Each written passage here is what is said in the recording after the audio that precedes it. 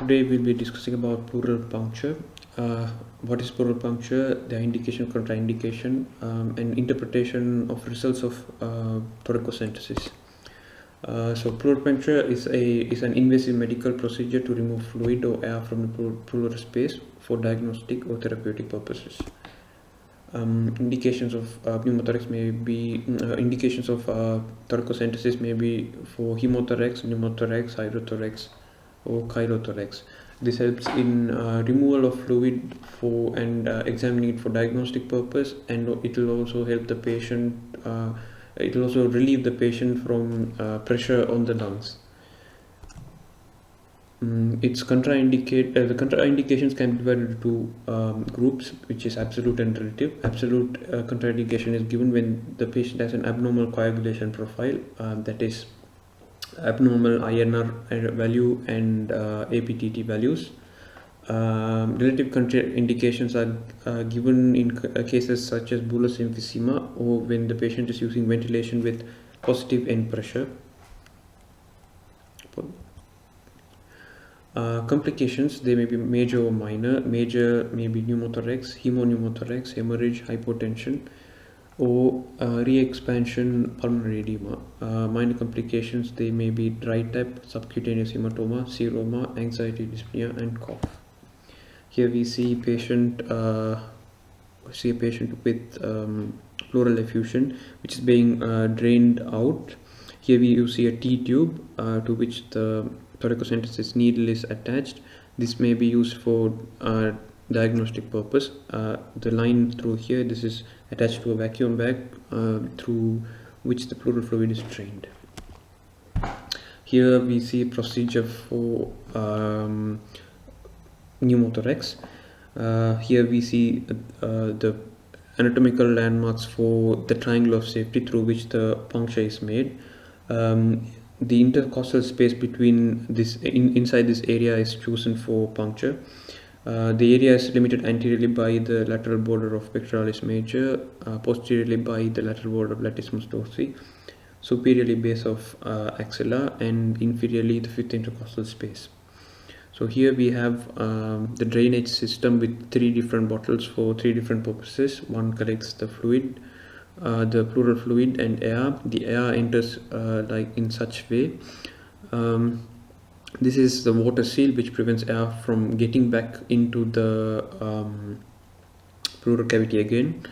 And here finally it's attached to a wall of suction through which the air is removed.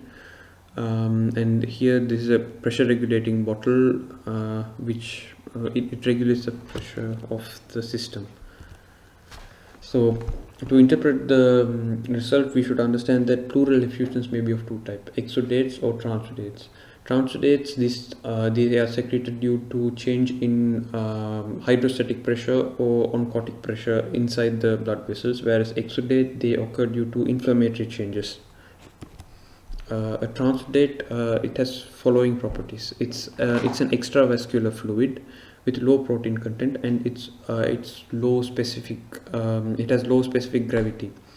Basically, transudates, they occur in cases of increased hydrostatic pressure. For example, in left heart failure, pulmonary hypertension occurs. Because of that, fluid starts escaping from blood vessels, causing pulmonary edema, and also this is an example of transudate.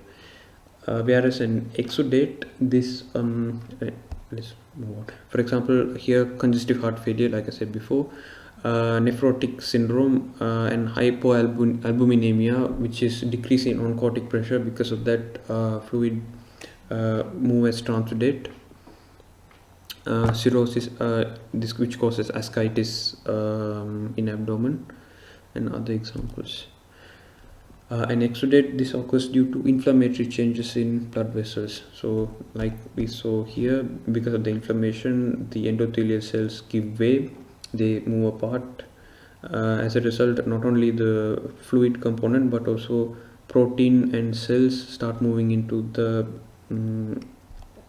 cavity. So in an exudate, unlike transudate, we can see a lot of cells, more than 1000 per milliliter, microliter, and in exudates we can see high protein content, which I'll show you later. So here these are examples of exudates.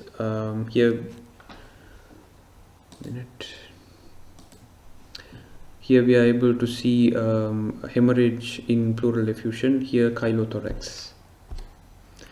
Here this is the difference between exudate and transudate. So they in exudate appears cloudy, purulent, opalescent. This is due to the presence of cells. Transudates are clear. Transudates are low in protein, exudates are high in protein, and the following features can be seen. So Light's criteria, this is more important in clinical practice to differentiate an exudate and transudate, but to use this criteria we also need venous blood sampling to see serum protein and serum LDH. So here we compare this with three main criteria, which is pleural fluid protein to serum protein ratio, pleural fluid LDH to serum LDH, and pleural fluid LDH.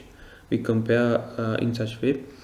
If it's less than 0.5, it's a pleural first criteria less than 0.5, second criteria less than 0.6, and the pleural fluid LDH is lower than 2/3 of the upper limit of normal LDH in pleural fluid, which is 1000 units, international units per liter.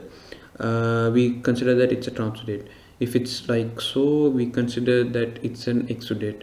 If one or two of the criteria is fulfilled, we can decide whether the fluid is a transudate or it's an exudate. Thank you.